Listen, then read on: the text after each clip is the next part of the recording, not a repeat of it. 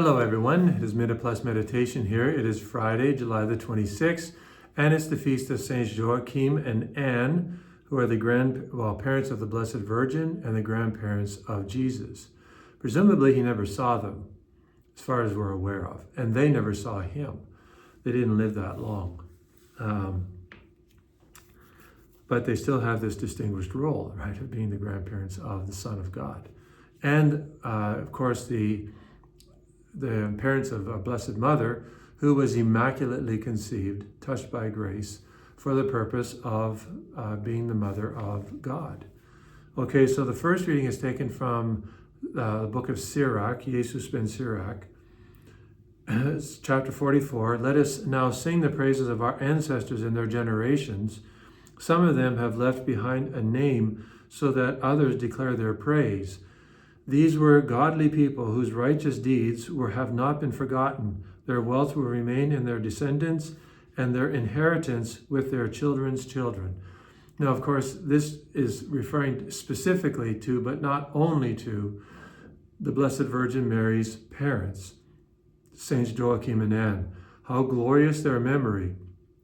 And just as most of us hopefully were able to cherish our grandparents, perhaps even be spoiled by them. Because usually, right, the grandparents don't have to do all the heavy lifting. I mean, discipline-wise, that's the job of the parents.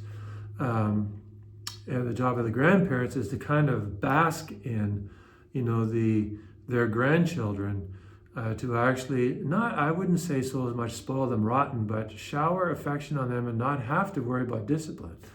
And they are a connection to the past. Even if it's pretty immediate, there's still a connection to the past.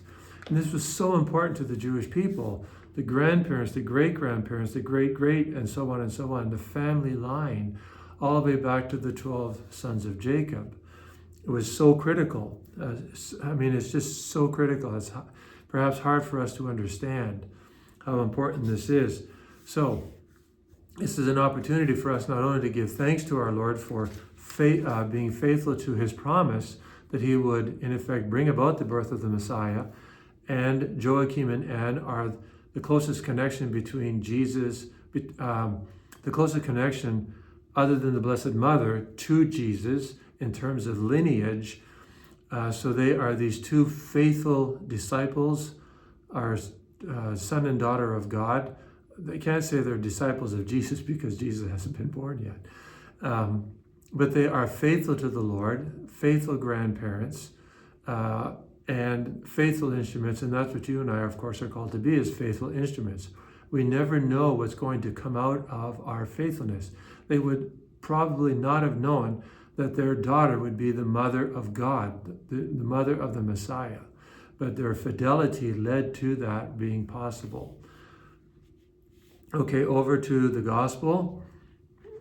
Jesus said to his disciples, "Blessed are your eyes, for they see, and your ears, for they hear. Truly I tell you, many prophets and righteous people longed to see what you see and did not see it, to hear what you hear and did not hear it." Now again, and of course this goes back to Abraham, to Moses, these great individuals. David, all longed to see the Messiah. But it also, considering the feast that we're celebrating, refers to the grandparents of Jesus. And undoubtedly, he would have had great reverence for them, even though he never saw them with his physical eyes, because they probably had died a long time ago. But they were faithful to God. He would have known that. And Mary would have told him about his grandparents, would have told him about Joachim and Anne, and how good they were, how loving they were, how affectionate, how faithful to God they were. And he would have revered them. He would have had proper reverence and respect for them. As under the fourth commandment, honor your father and mother, is not just your direct father and mother, but it's also your grandparents and your ancestors. So Jesus would have loved them, and we should love our grandparents as well, whether they were perfect examples or not. Joachim and Anne would have been perfect examples. But many times our grandparents are not. We still love them anyways. And just love them for the fact that they're our grandparents, and we exist ultimately because of them. They had our parents, and our parents had us. So, and if you want to be a good grandparent, then you need to revere your grandparents for who they are, not for who you would want them to be. So that if there was any bad things or sinful things, you break the cycle by being supernatural, by in effect putting a wet blanket on any negativity or any sinfulness, so that you can be a good grandparent to your grandchildren, and how important that is.